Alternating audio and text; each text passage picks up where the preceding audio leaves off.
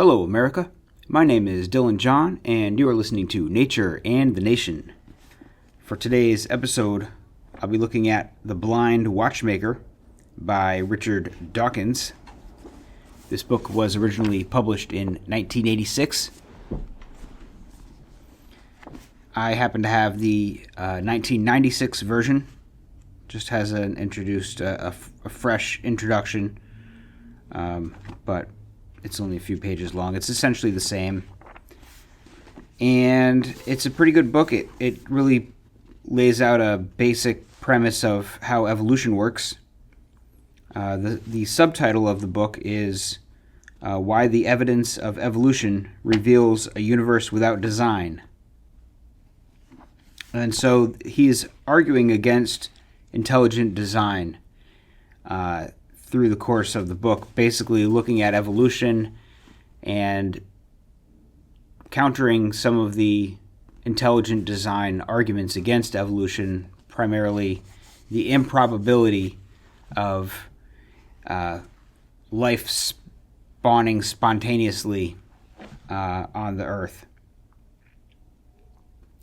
And it's called The Blind Watchmaker because one of the arguments against evolution, an old argument against it, was the idea that you might stumble across a stopwatch on the beach, and when you see it, you think, did this just spontaneously arise here out of the various components, that it just by chance happened to become a stopwatch? That seems insanely unlikely. It's clearly much more obvious that something created that stopwatch. And then how much more complex is a living being, even a simple lizard? How much more complex is that than a stopwatch? And a human being compared to a lizard, how complex are we that we would just be spontaneously arise when a stopwatch clearly couldn't just spontaneously arise? So he tries to explain why that logic doesn't work, and I think it's very interesting. And I think that he doesn't mention this, but one thing that I think that you can go into this book thinking about is like the game 20 questions. Like if you were to say play a game with someone where you think of a person and you give them 20 yes or no questions to guess who the person is. And on question 20, they have to guess, is it so-and-so? And if someone were to just throw out names and say, well, is it George Washington? Yes or no? No. Okay. Is it Michael Jordan? No. Okay. Is it my grandma? No. Okay. What are the odds they're going to get to the right person, especially if you think of it could be literally anyone, and there's so many people in the world, or anyone that ever existed, the odds of them guessing the right person clearly in such a scenario are slim to none.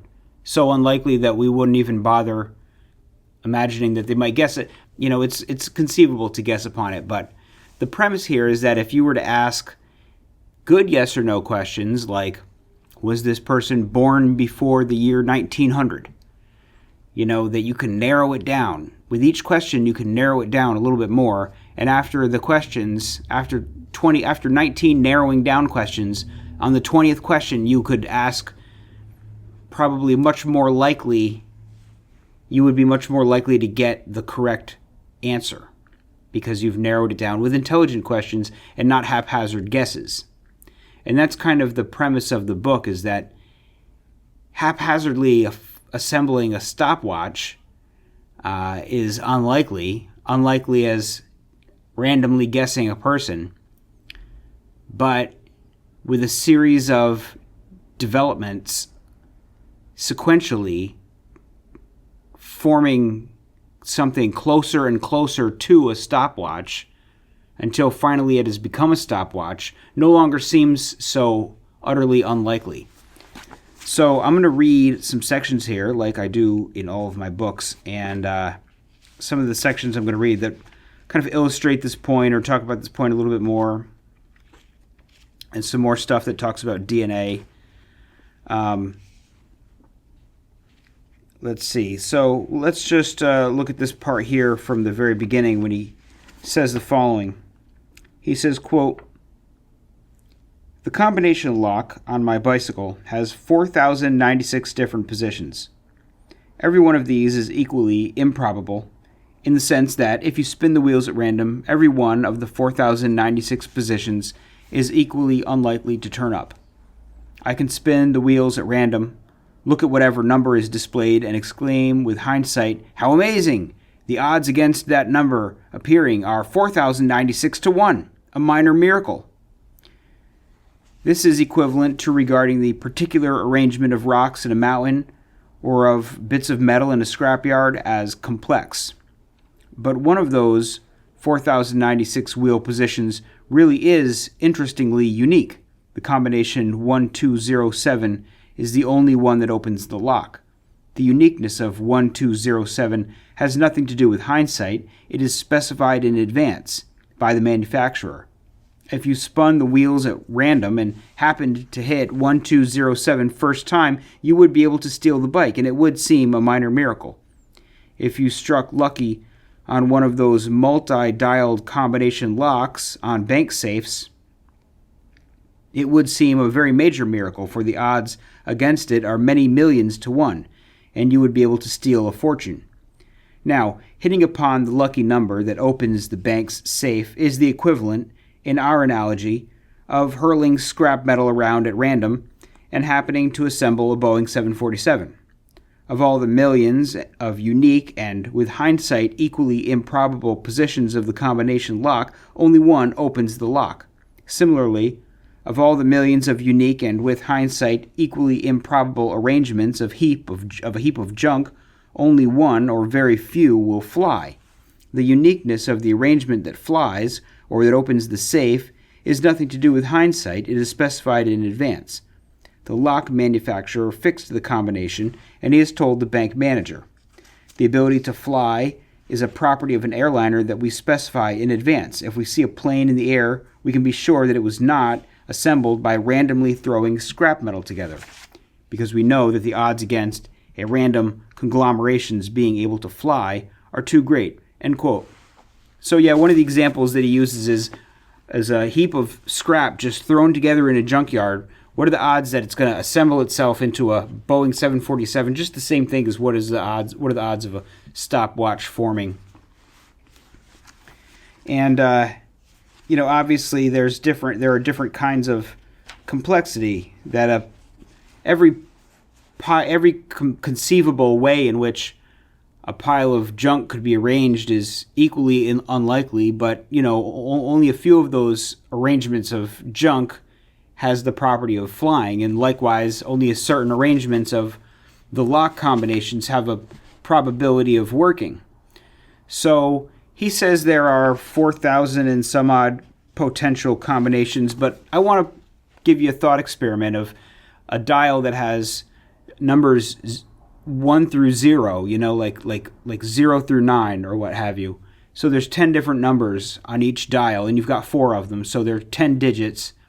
So the number of potential combinations of such a lock would be 10,000. And the odds of you just rolling the numbers on this thing and coming up with the right number to open the safe are very low. It's 1 in 10,000. But if you were to just say you have 20 chances to open, kind of like the game, you have 20 chances to open the lock, and you just come up with a random combination and you try to open it, and then you do it again and you try to open it 20 times, you're just guessing random sequences of numbers by spinning the wheels. Your odds of opening it are very low. Now imagine a scenario in which you could ask yes or no questions. Like you would come up with 2 sequences of random numbers, and then you say numerically, which one of these is closer. And then one of them is approved and one of them is tossed out. So now you have your answer of which of those two. And then you were to, say, alter one of those 4 digits. Not all of them, not just a total respin, but just alter one of them. And then say, okay, which one is numerically closer? The one I started with or my new modification? And if it's the one you started with, then you get rid of your new modification and alter another digit again. We'll say it's a random mutation. Alter 1 digit. Which one is closer? And you're going to discard, and you're going to get closer and closer and closer with every new time that you ask the question, which one's closer? Until eventually you'll land on the correct number. And every time you deviate from it, it will be farther away and will be discarded. And you've landed on on your final number. Whether you could do that in 20 tries, I don't know. But the point is, it wouldn't take you 10,000 tries to get it because you're getting feedback each time. Is this better than the previous one? And when it is, right, you change directions and now you're on your new path. This is your new baseline. Is the next one I do better than this one? And you fine-tune it in the same way that you would fine-tune trying to guess a person through 20 questions. And the point here is that our DNA is being modified over time, changing over and over.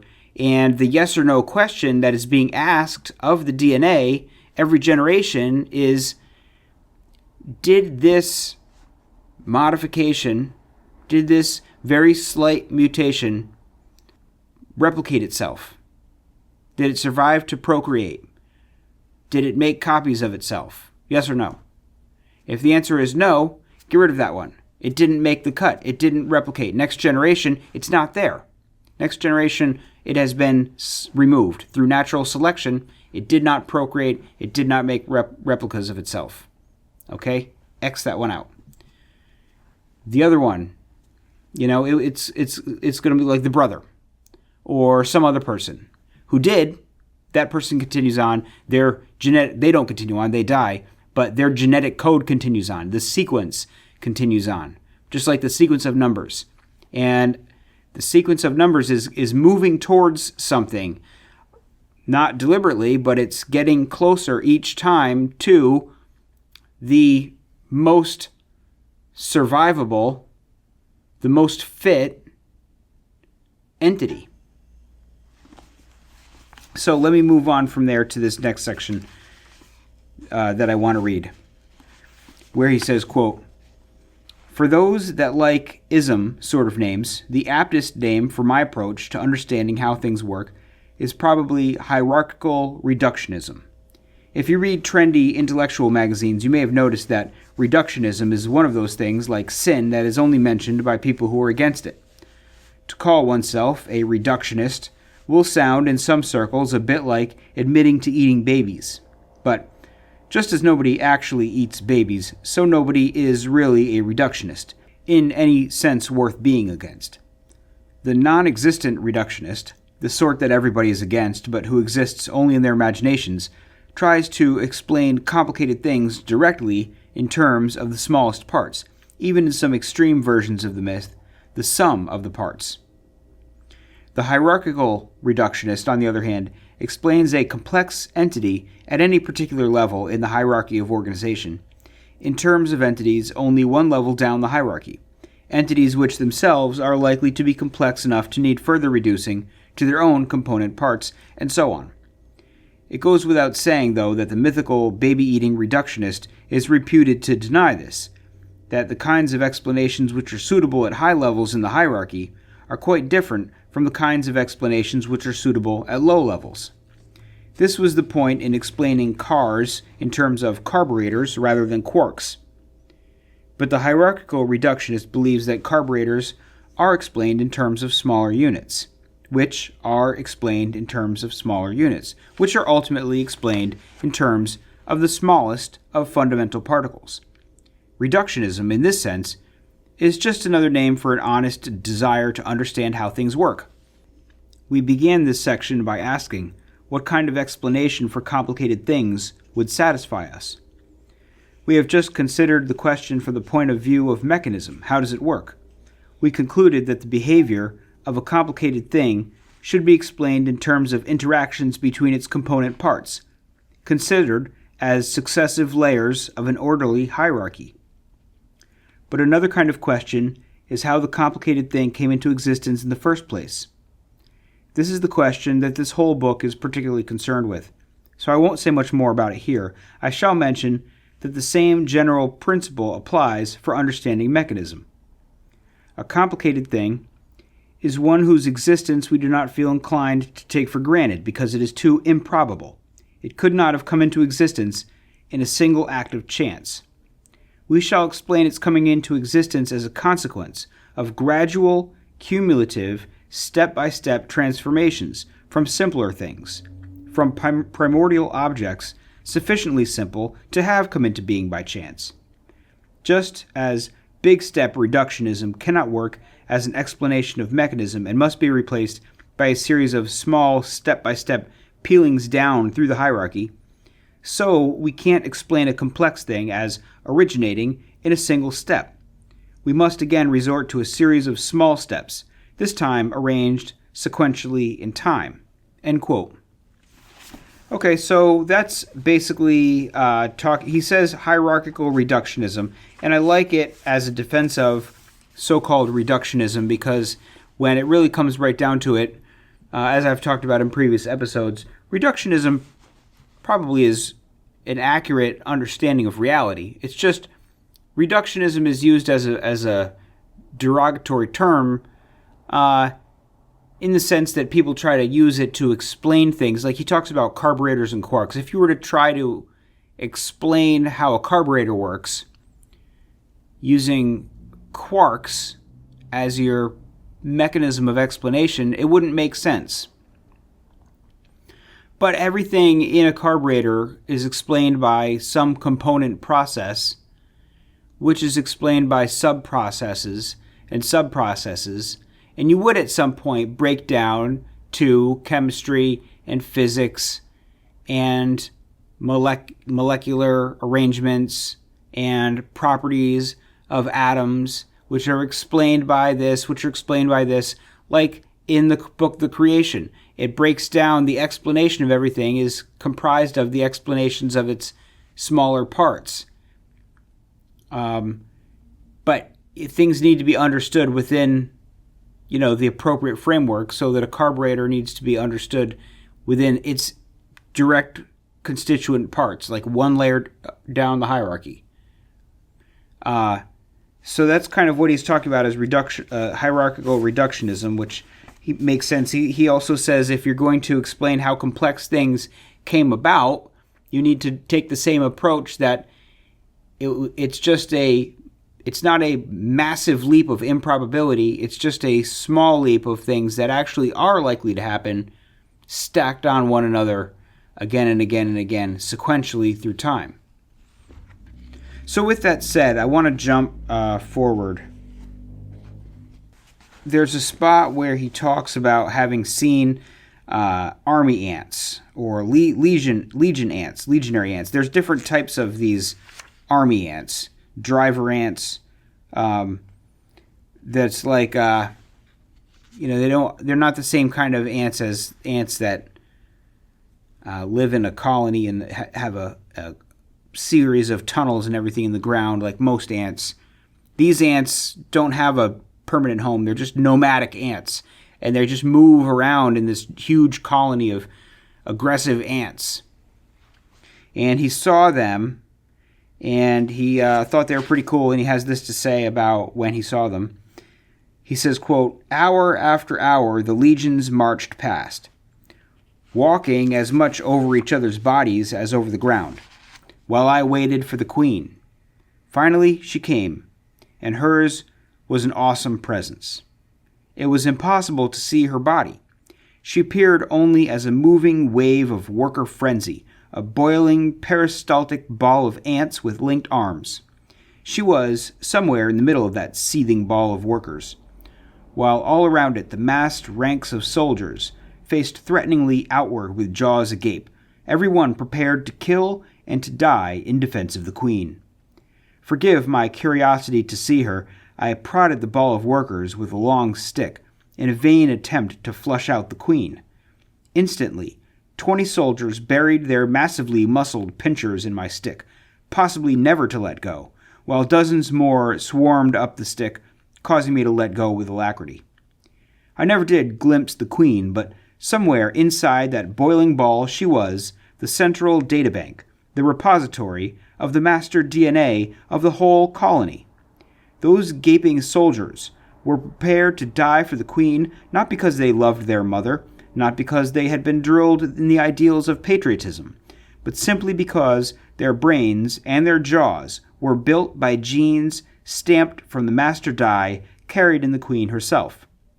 They behaved like brave soldiers because they had inherited the genes of a long line of ancestral queens whose lives and whose genes had been saved by soldiers as brave as themselves.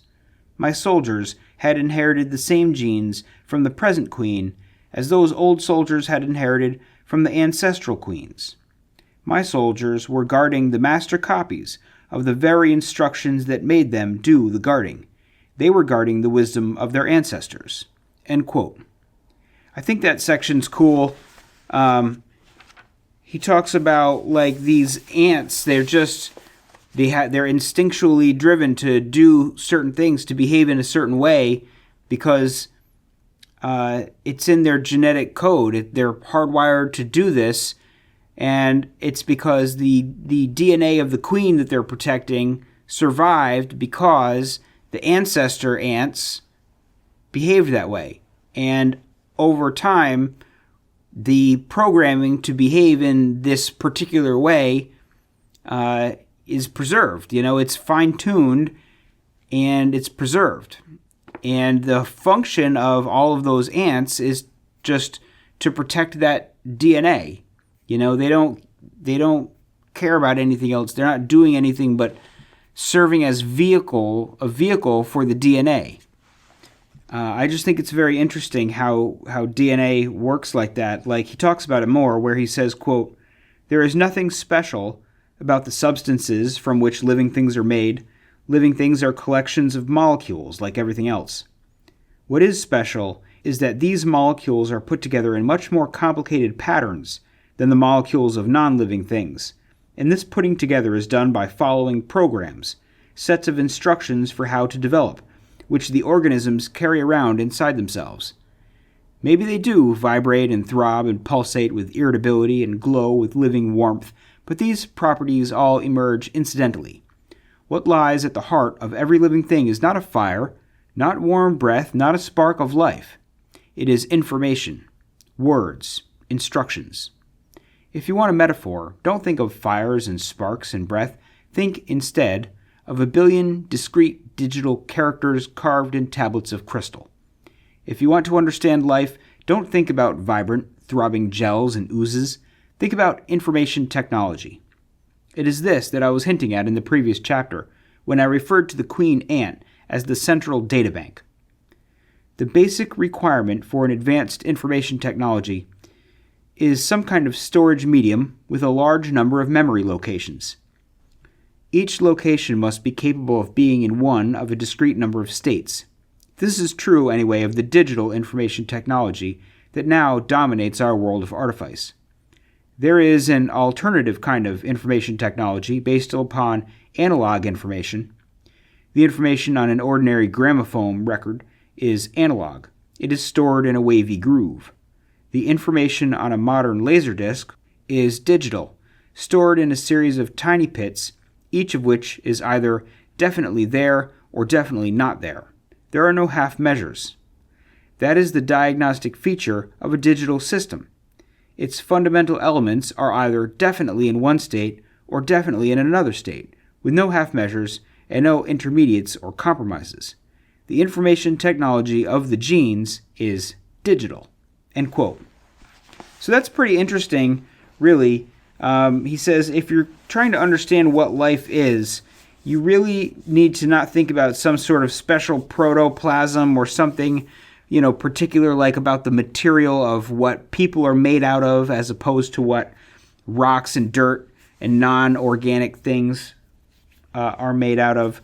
people aren't made out of anything special. It's just molecules, the same as anything else, but they're arranged in very, very, very, very, very complex patterns. And the patterns are all driven by the code, by the genetic code. And the other interesting thing about that code is that it is all digital. It is digital information in the sense that the DNA sequence is made up of discrete molecules. It's either this molecule or it's that molecule. Now, a compact disc or a laser disc has like ones and zeros, little spots on it that are either in one state or another. Either there's a little pit there or there's not. You know, the laser has made a mark or the laser has not made a mark. Those are like ones and zeros. But the DNA has like 4 different options.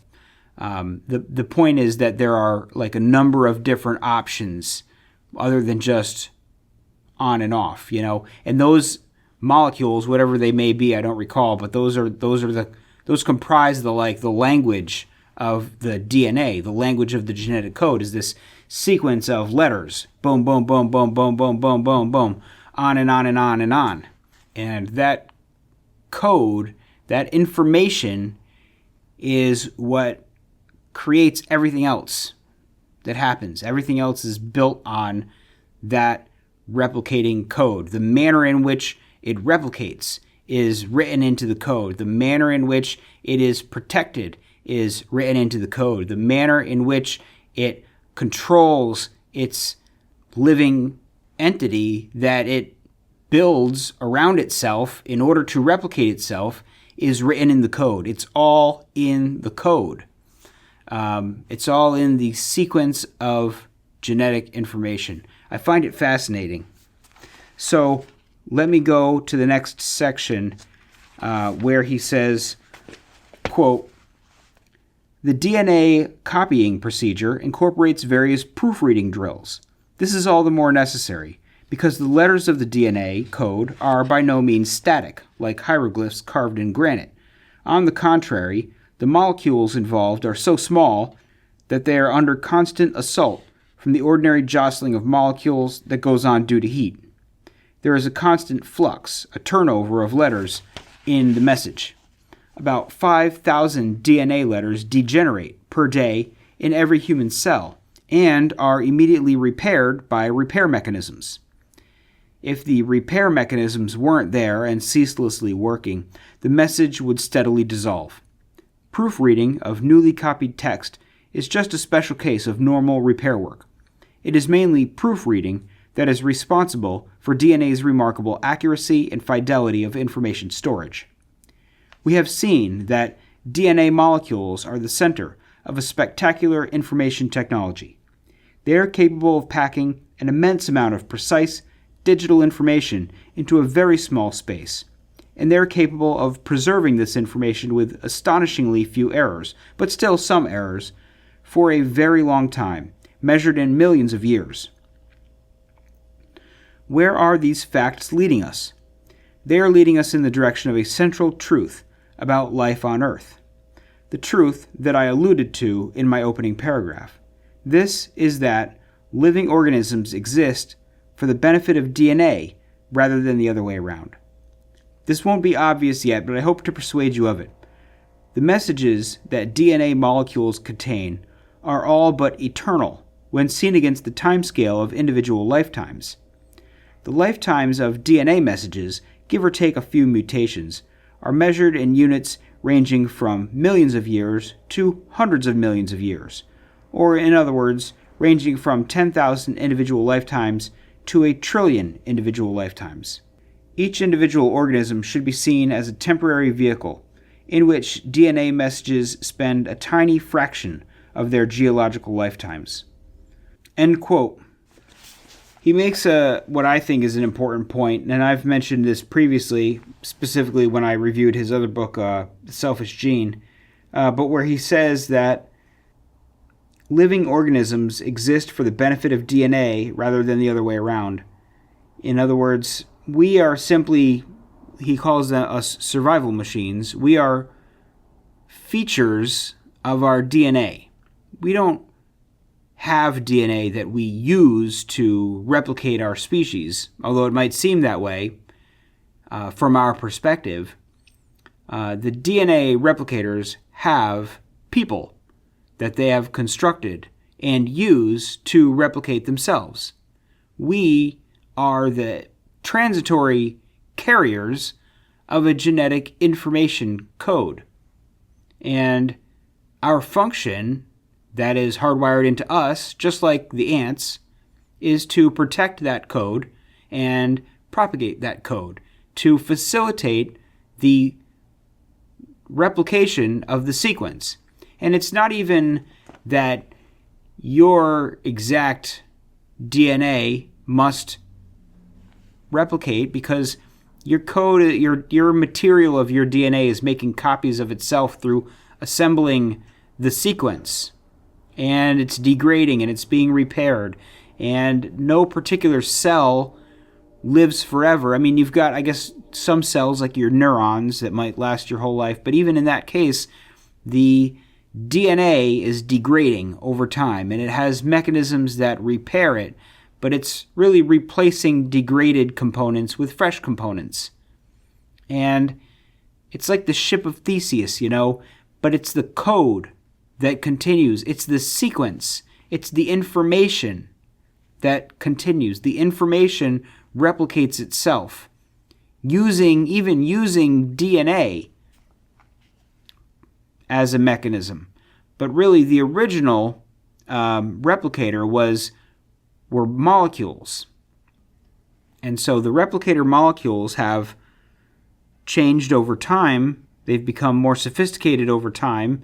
The code itself has become more sophisticated. The information stored on it has become more sophisticated. The mechanism of storage has become more sophisticated over time. But we exist as features of our internal DNA codes, our replicator molecules. The information can last for hundreds of millions of years, hundreds of millions of, well, he says, trillions of lifetimes. That's longer than there has been life on Earth if each lifetime is a year. Life on Earth has only been for, less than 3 billion years or so. So less than but some creatures don't live a whole year. Some creatures only live a day. I don't know. Single-celled organisms, you probably are talking about trillions of lifetimes. At any rate, the genetic code sequence, the information sequence, can be preserved in some cases for millions of years as the same information sequence, which I find fascinating. There are no other sections here that I want to read to you right now. It's a good book. It's a very interesting book, and he talks about a lot of things, but those were just a few sections there that I thought caught my eye and I wanted to discuss specifically. Thank you very much for listening, and I will talk to you again next time.